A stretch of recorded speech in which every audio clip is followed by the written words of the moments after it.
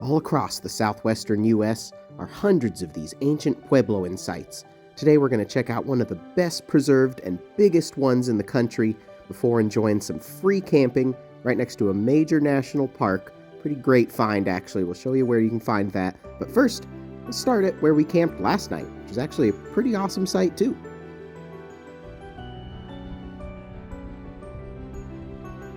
This lake bed you see before you is known as Marshall Lake, and today it offers all kinds of free dispersed camping just southeast of the Flagstaff area.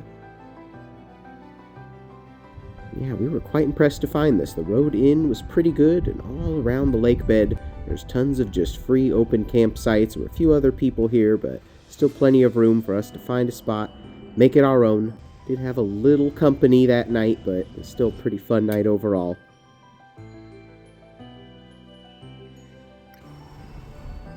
Today we are heading back on the road. We're going to head into Flagstaff, just 15 minutes away, and fuel up. Then we're heading on north, because we've got some ancient Puebloan ruins to explore down here at the Wupatki National Monument, also just outside of Flagstaff. It's a little bit northeast of town. Catch it as you're driving north toward the Grand Canyon or toward Utah. And just about a 5-minute drive from the highway, already start to see some really impressive ruins. There's parking lots and stuff here, so there's no problem for us to walk up. Even my mom made it out. Yeah, look at this. Excavated in 1933, these occupied rooms are about 800 to 900 years old and would have served as a domicile just outside of the main citadel up on top of the hill there.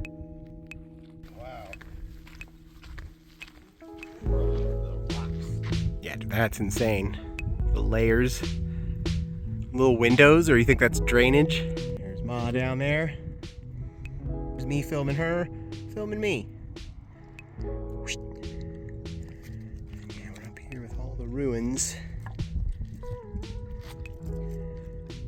Yeah, these would have been built around 1200 CE. Not bad. Pretty darn old. Yeah, it's really just so cool to be standing right in the middle of this ancient site. According to some of the signs posted here, this would have been at least a 2-story structure. Bunch of rooms. This is just kind of the ground floor that's left here that we can see, but really cool to see the original brickwork and all the mortar that they did. Really impressive. Some of these old Puebloan craftsmen did some great work. And you can see why they would have chosen this location too. Offers really great 360-degree view for miles all around. But really, this isn't even the coolest thing we're going to check out today. Yeah, look at the size of this thing. This is the Wupatki Pueblo, for which the National Monument is named. It's the biggest one in Arizona. This thing once held 104 rooms. See how it's kind of just built into the existing rock of this mountaintop.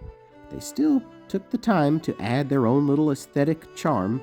These weird layers of basalt rock in there. It's got to just be to look nice, and I mean, it certainly does still to this day. There's a pretty nice trail built around much of this, making it pretty accessible to most folk. Over here you can see their ceremonial kiva, would have been their gathering center for either social or religious practices. As I said, the trail is pretty passable. Not quite for Mom. She's still hanging out up there. Where she's sitting is actually right next to the visitor center. That's where we came in and parked at. A lot of good information too in there. It was pretty interesting to find out what the word Wupatki means, and a little bit of information just kind of about the people that would have been here.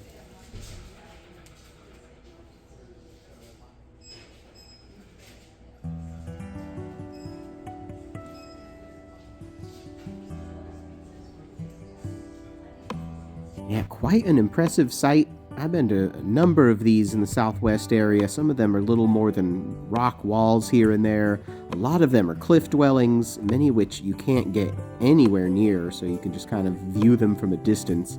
So to walk amongst all of this and see it up close, be able to touch it, really cool experience. And they've done a great job preserving it. Around here you can see some of the work that's been done. There's kind of some modern bits of like metal here and there, trying to keep these walls upright. I imagine it's, pretty difficult task. These things are tall, they're very old, but they've done a great job here.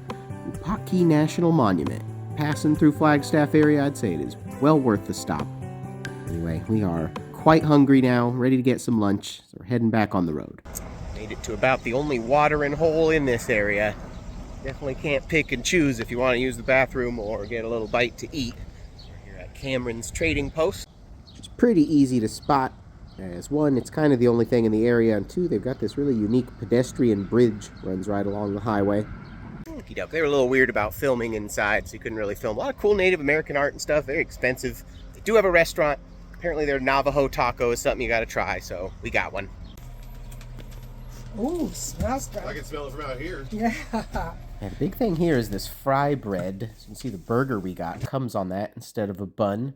But the Navajo taco is definitely their big appeal. They've got it on billboards around the area. It's pretty much a large, glorified tostada smothered in that New Mexico-style green chili that they put on everything. It was okay. But what's good about Cameron's Trading Post is its proximity to the Grand Canyon. From here, you jump on Highway 64 and head west just about 30 miles. Real scenic drive to actually go along the little Colorado River. It's kind of like a little Grand Canyon all of its own. After about 30 miles, you enter the national park. We were greeted with deer almost immediately, which is pretty cool. And on this end, it's not like the South Rim. It's much less crowded, so there's actually places to park. So you can get out and pretty short walk to the Grand Canyon without all the crazy tourists and stuff around.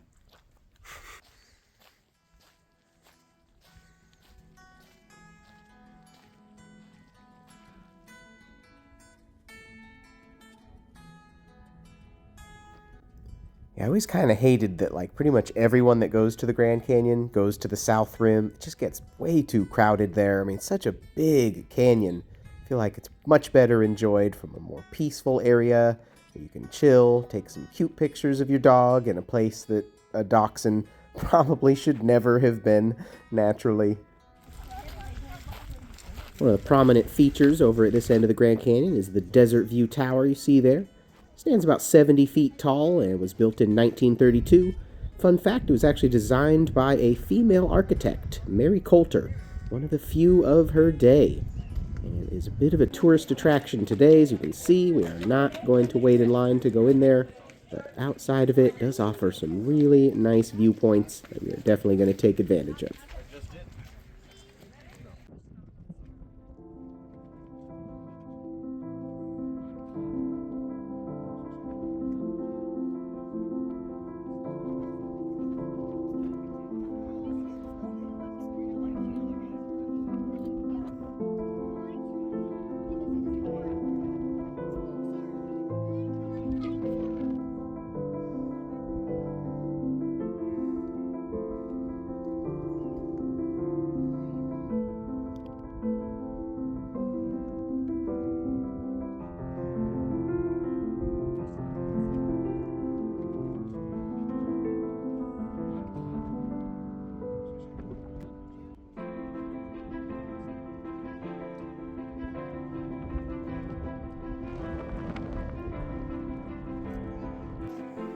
Here's something you won't see in every national park. $1.50 box of wine, anyone? Ooh, I'm gonna twist my arm. That is definitely my cheapest wine purchase to date. $1.50. And the view certainly isn't bad either.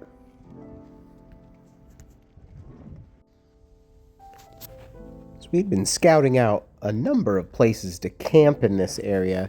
It can be a little tricky. A lot of northeast Nevada is Native American land, which you cannot camp on without their permission, naturally.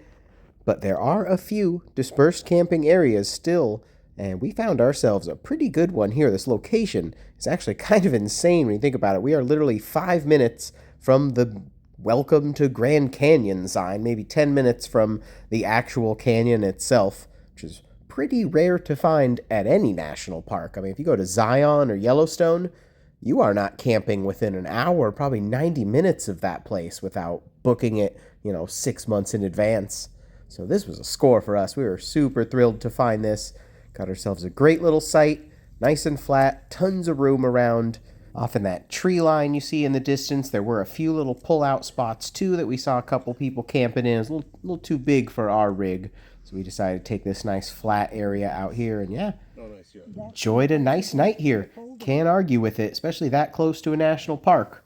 But next day, back on the road again, on to the next adventure. Please subscribe to see what we're up to next. Appreciate you watching. Have a good one.